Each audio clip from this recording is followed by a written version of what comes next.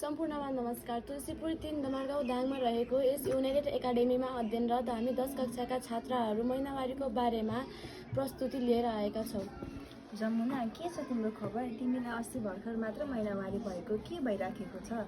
छ्या, कस्तो लाज लाग्ने जस्तो। हिजोसम्म त मेरो धेरै पेट दुखेको थियो, आज 3-4 दिन पनि भइसक्यो, आज चाहिँ अलि ठिक छ।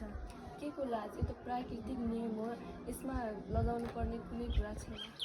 र अनुष्का, पहिलो दिन त मलाई धेरै गाह्रो भएको थियो, 2-3 दिन आराम गरेर त्यसपछि अहिले चाहिँ ठिक छ। अघि नि यस्तो बेला त खान मन नलाग्ने, रिङ्गाटो लाग्ने, ढाड दुख्ने हुन्छ नि। हो त नि, यस्तो समस्यामा हामीहरूले तागत दिने खानेकुराहरूमा विशेष जोड दिनुपर्छ नि। कस्तो कुरा खानुपर्छ सिर्जना? म त विशेष गरी झोलिलो खानेकुरा खान्छु, तिमी नि? मैले झोलिलो खानेकुराहरू खान्छु, माछा, मासु, अन्डा, दुध, दही, फलफुल खाने गर्छु नि। हो नि, हामीहरूले महिनामा आइरन जति खानुपर्छ, यसले हाम्रो शरीरमा रगतको मात्रा बढाउँछ नि। हो त नि।